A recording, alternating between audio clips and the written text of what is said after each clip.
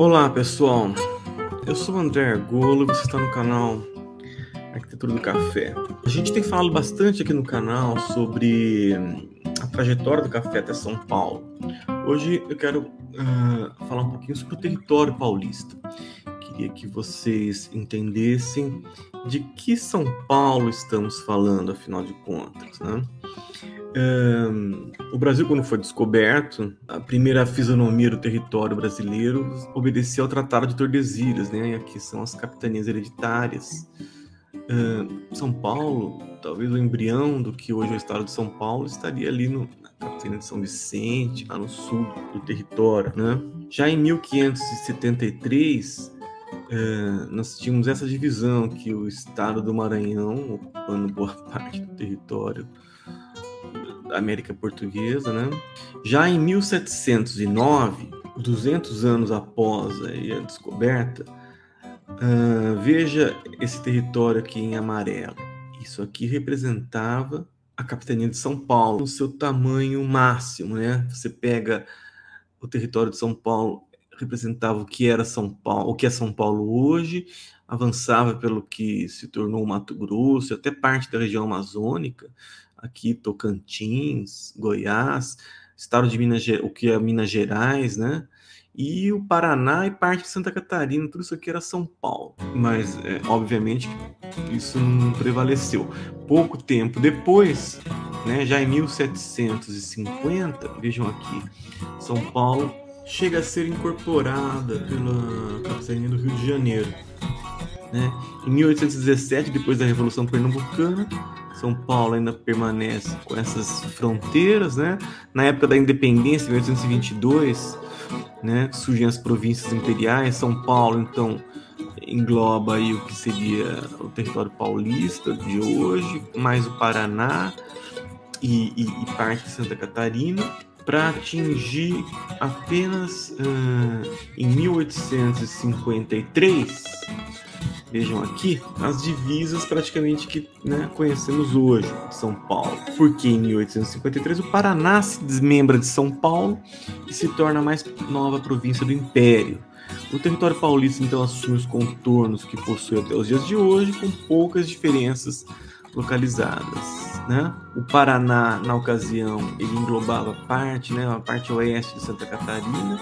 Nós temos aqui o Rio Grande do Sul já com as fronteiras que conhecemos, e Santa Catarina ainda não assumindo o território atual.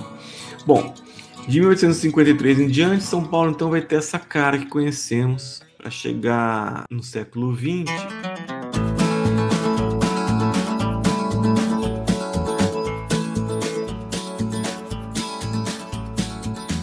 São Paulo entra no século XX com pouco mais de 2.200.000 habitantes, sendo o segundo estado mais populoso do país.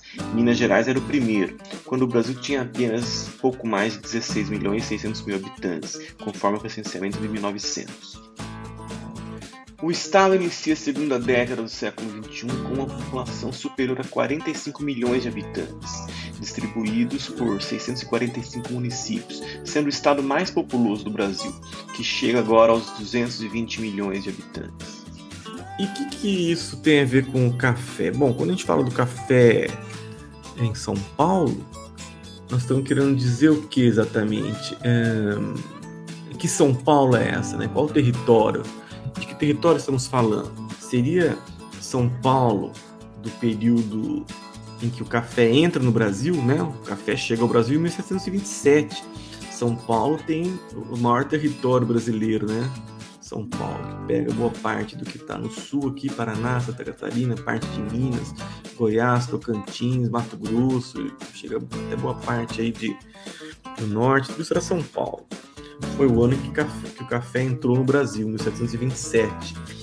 Né? Esse mapa aqui, olha, de 1720. Veja, o café chega ao Rio de Janeiro por volta de 1774.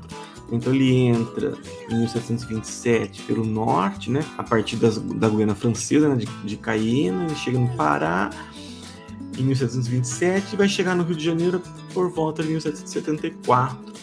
quando São Paulo tinha esse território que eu mencionei, que é o atual estado de São Paulo, mais o Paraná e parte de Santa Catarina. O café chega a São Paulo já no final do século XVIII, começo do século XIX, e ocupa as regiões mais antigas do estado, que eram então produtoras de açúcar. O café supera o açúcar na região de Campinas a partir de meados do século XIX. Em 1857, São Paulo já tem a cara que conhecemos, já tem um território que conhecemos. O Paraná se desmembra de São Paulo, como vimos em 1853, de modo que em 1857 São Paulo já tem essa fisionomia que está aqui. O Vale do Paraíba é a principal região produtora. O dinheiro do café subsidia a participação do Brasil na Guerra do Paraguai. E, paulatinamente, o Brasil ganha protagonismo no mercado internacional. Em 1870, São Paulo, já com o território que conhecemos, o café se consagra como principal produto do Império e São Paulo se destaca como um grande produtor. Inicia-se, então, um processo de melhorias urbanas na capital e a estruturação de todo o território paulista, já, né? Último quartel do século XIX. Na virada do século, já estamos falando de 1903, o Brasil exporta mais de 16 milhões de sacas de café, sendo mais de 10 milhões pelo Porto de Santos. No comecinho do século, eu recomendo que vocês vejam um vídeo no canal que eu falo sobre isso, a exportação de café pelo Porto de Santos e as 16 milhões de sacas que o Brasil exporta no começo do século XX. E no ano da Constituição que nos rege atualmente, de 1988, o café é reconhecido como a bebida mais consumida do mundo, com exceção da água, né? Tirando a água, o café é a bebida mais consumida do mundo. É uma das principais commodities comercializadas no mercado internacional e o Brasil é o maior produtor de café do mundo.